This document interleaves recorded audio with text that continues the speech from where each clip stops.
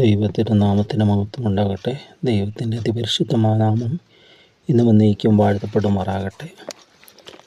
യഹോവയുടെ നാമം ഉറപ്പുള്ള ഗോപുരം, നീതിമാൻ ഓടിച്ചതിലേക്ക് അഭയം പ്രാപിക്കുമെന്ന് തിരുവെഴുത്ത് നമ്മൾ ഓർമ്മപ്പെടുത്തുമ്പോൾ, ദൈവത്തിൻ്റെ നാമം എപ്പോഴും നമുക്ക് ആശ്രയിക്കുവാനും നമുക്ക് വിളിച്ചപേക്ഷിക്കുവാനുമുള്ള ബലമുള്ള നാമമാണ്. സങ്കേതമായിട്ടാണ് ദൈവത്തിൻ്റെ നാമത്തെ നമ്മൾ കാണുന്നത്.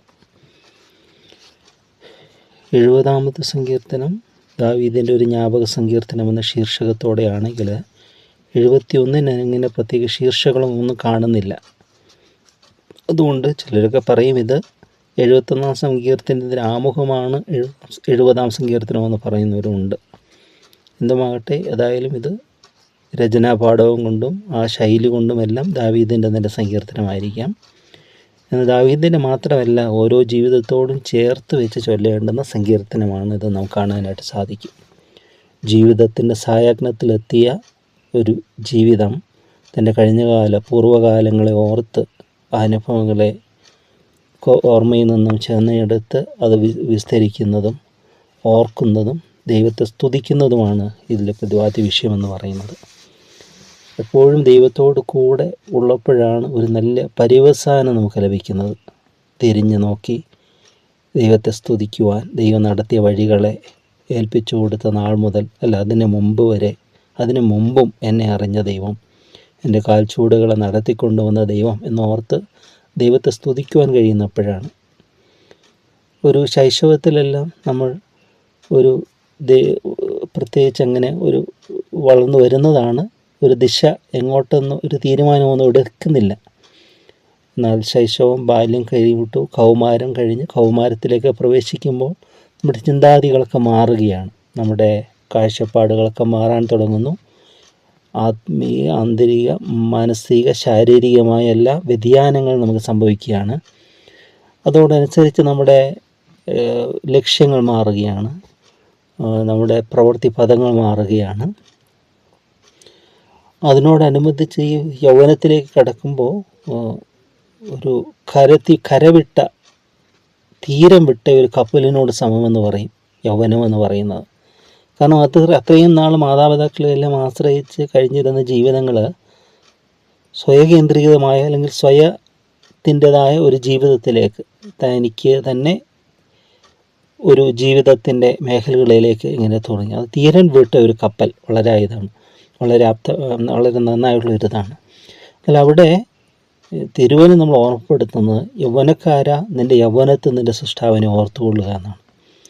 അവിടെയാണ് നമ്മുടെ തീരുമാനങ്ങൾ ഉറപ്പായിട്ട് നമ്മൾ ഉറപ്പിക്കുന്നത്. ബാല്യത്തിൽ ഏത് ഭവനത്തിൽ, ഏത് സാഹചര്യത്തിൽ ഒരു വ്യക്തി വളർന്നു, ആ സാഹചര്യത്തിനനുസരിച്ച് മാതാപിതാക്കളുടെ ഭക്തിയൊക്കെ അവർ അനുകരിക്കും. അത് ആത്മാർത്ഥമായിരിക്കണമെന്നില്ല, അനുകരണമുണ്ട്, അത് ഫോളോ ചെയ്യുകയാണ്. അങ്ങനെ ഒരു ഡിസിഷനൊന്നും അവിടെ ഇല്ല. അത് ജനിച്ചു, ആ സാഹചര്യമുള്ളതുകൊണ്ട് അങ്ങനെ ചെയ്യുന്നു. എന്നാൽ അപ്പോഴും ഡിസിഷൻ എടുക്കുന്ന ജീവിതങ്ങളുണ്ട്.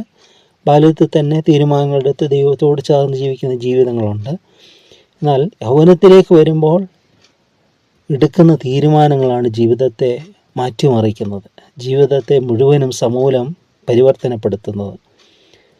അവിടെ യൗവനക്കാരെ നിൻ്റെ യൗവനത്തെ സൃഷ്ടാവിനെ ഓർത്തുകൊള്ളുക എന്ന് എടുത്തു പറയുക. എന്നാൽ ബാല്യത്തിൽ ഓർക്കണമെന്ന് അങ്ങനെ പറയത്തില്ല. ബാല്യം മുതൽ നമുക്ക് അവിടെ ഒരു ഇത് ഉണ്ട്. എന്നാൽ യൗവനത്തിലെത്തുമ്പോൾ നമ്മുടേതായ ആ ഒരു മറ്റുള്ളവരല്ല, നമ്മൾ തന്നെ ഒരു തീരുമാനം എടുക്കുകയാണ്. അങ്ങനെ എടുത്ത് മുമ്പോട്ട് പോകുമ്പോൾ ജീവിതം ധന്യമാകുകയാണ്. ജീവിതത്തിൽ വ്യത്യസ്തമായ സംഭവങ്ങളെല്ലാം സംഭവിക്കും. എന്നാലും ഈ സങ്കീർത്തനകൻ പറയുന്ന പോലെ ആ ജീവിത സായാഹ്നത്തിൽ, വാർദ്ധക്യത്തിൽ തിരിഞ്ഞു നിന്ന് ദൈവത്തെ സ്തുതിക്കുവാൻ ഉണ്ടാകും. തീർച്ചയായും ഉണ്ടാകും ദൈവത്തോട് ചേർന്ന ജീവിതങ്ങൾക്ക്, ദൈവത്തെ കൂടെ കൂട്ടുന്ന ജീവിതങ്ങൾക്ക്. അല്ലാതെ ജീവിച്ചു പോയ ജീവിതങ്ങൾക്ക് നഷ്ടങ്ങളായിരിക്കും. അയ്യോ, നഷ്ടപ്പെടുത്തിയല്ലോ, വെറുതെ ജീവിച്ചു, നോക്കുമെന്നാണ് ഒന്നുമില്ല. കിഴുവനും കടലും എന്ന് പറയുന്ന ഒരു സുധനായതിൻ്റെ ഇതുണ്ട്. അതായത് ഒരു കടലിലേക്ക് പോവുകയാണ്, വലിയൊരു മീൻ പിടിക്കണമെന്ന് ആഗ്രഹത്തിൽ. കിട്ടുന്ന ചെറിയ മീനെല്ലാം വീണ്ടും വെള്ളത്തിലേക്ക് വിടുകയാണ്. അങ്ങനെ ആഴക്കടലിലേക്ക് പോയി വലിയൊരു മീൻ കിട്ടുകയാണ്. വലിയൊരു മീനെ കിട്ടി അതിനെ വള്ളത്തോട് ചേർത്ത് ബന്ധിച്ച് വലിച്ചുകൊണ്ട് കരയിലേക്ക് വരിക.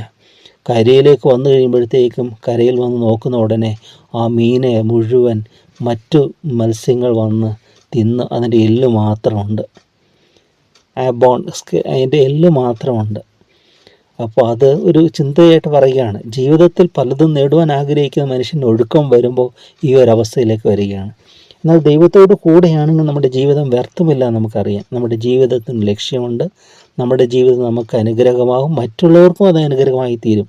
നമ്മുടെ ജീവിതത്തിൽ ചെറുതും വലുതുമായ എന്തൊക്കെയോ നമ്മുടെ ജീവിതത്തിൽ സംഭവിക്കുന്നതായിട്ട് വ്യക്തമായൊരു ദിശയുള്ള ജീവിതമാണ് ക്രിസ്തീയ ജീവിതം എന്ന് പറയുന്നത്. ഭക്തിയുള്ള ജീവിതം, ക്രിസ്തീയ ജീവിതം ദിശയുള്ള ജീവിതമാണ്. വ്യർത്ഥമായിട്ടല്ല നമ്മൾ ജീവിക്കുന്നത് കൊണ്ട് ജീവിച്ചു പോകുകയല്ല, ജീവിക്കേണ്ടതിനായിട്ട് ദൈവം നമ്മൾ നിർമ്മിച്ചുണ്ടാക്കി ദൈവ ഇഷ്ടത്തിന് വേണ്ടി നമ്മൾ ജീവിക്കുന്നു. അത് എത്ര നാൾ വരെയെന്ന് നമുക്കറിയില്ല. അത്രയും നാളും ദൈവത്തിന് വേണ്ടി സമർപ്പിക്കുന്ന ഒരു സമർപ്പണമാണ്. അതുകൊണ്ട് ദൈവാശ്രയമാണ് നമ്മളോട് ഈ സങ്കീർത്തനം നമ്മൾ ഉറപ്പിക്കുന്നത്. ഇതിൻ്റെ ഏകദേശം 24 വാക്യങ്ങളുണ്ട്. എനിക്ക് തോന്നുന്നു ഒരു 3 പാർട്ടായിട്ട് നമുക്ക് ചിന്തിക്കാമെന്ന് കരുതുന്നു. ഒന്നാമത്തെ പാട്ടെന്ന് പറഞ്ഞ് ദൈവത്തിൽ ആശ്രയിക്കാതെ, ഒന്നാമത്തേത് തന്നെ തുടങ്ങുന്നതാണ്, യഹോവേ ഞാൻ നിന്നിൽ ആശ്രയിക്കുന്നു, ഞാൻ ഒരു നാളും ലജ്ജിച്ചു പോകരുതേ, നിൻ്റെ നീതി നിമിത്തം എന്നെ ഉദ്ധരിച്ച് വിടുവിക്കണമേ. ഇവിടെ എല്ലാം സഹായത്തിനായി, my help and my refuge, എൻ്റെ സഹായകനായൊരു ദൈവം കൂടെയുണ്ട്. അതാ പ്രാർത്ഥിക്കുന്നത്. ഞാൻ ഒരു നാളും ലജ്ജിച്ചു പോകരുതേ. തനിയെയുള്ള ജീവിതം എത്ര ദുരന്തമാണെന്ന് ചിന്തിക്കുക. കമ്മ്യൂണിക്കേഷൻ ഇല്ല, എന്തിലൊക്കെയോ ആശ്രയിക്കുന്നു. ഒരു വിരക്തമാണ് ആ ജീവിതം. അവൻ എന്തിനൊക്കെയോ വേണ്ടി ആർജിക്കുവാനുള്ള ആർജവത്തോടെ അവൻ ഓടുന്നുണ്ട്. പക്ഷെ കിട്ടുന്നതൊന്നും തൃപ്തിയാകുന്നില്ല. കിട്ടുന്നതിനെല്ലാം അത് കിട്ടിയാൽ തൃപ്തി വരുമെന്ന് വിചാരിക്കുന്നു. പിന്നെ അത് കിട്ടിയിട്ടും തൃപ്തി വരുന്നില്ല. സമ്പത്ത് കിട്ടിയാൽ തൃപ്തി വരുമെന്ന് വിചാരിച്ച് സമ്പത്ത് കിട്ടിയിട്ടും തൃപ്തനാകുന്നില്ല.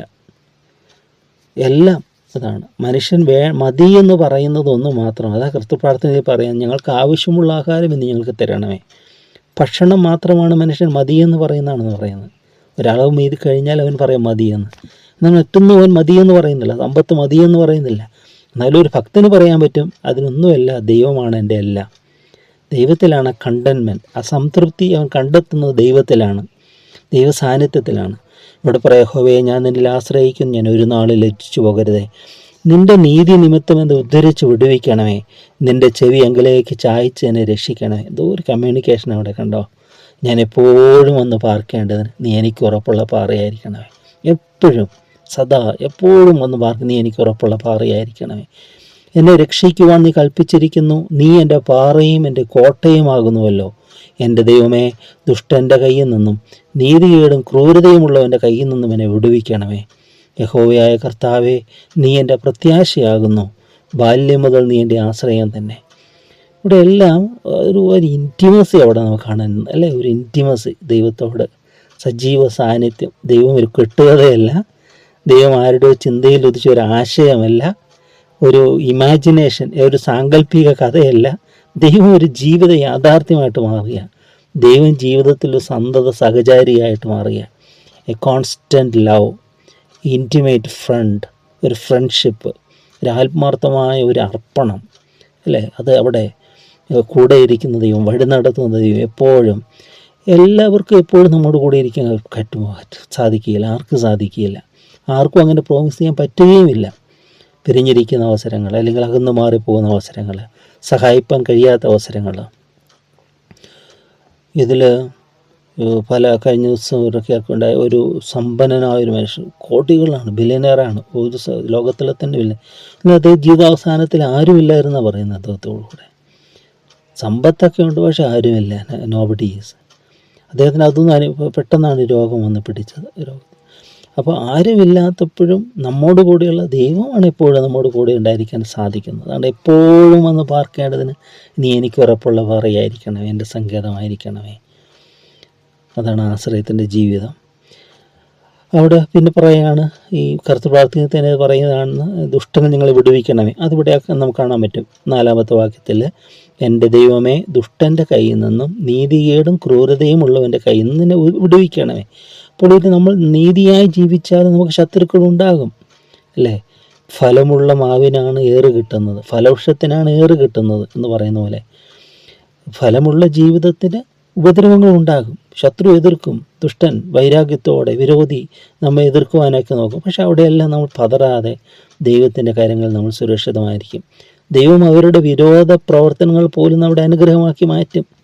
യോസഫിൻ്റെ ജീവിതത്തിൽ നോക്കുക. അവനെ പിടിച്ച് പൊട്ടക്കിണറ്റിലിട്ടു, എല്ലാം തീർന്നു എന്ന് വിചാരിച്ചു, പ്രതീക്ഷകളെല്ലാം അസ്തമിച്ചു വിചാരിച്ചു.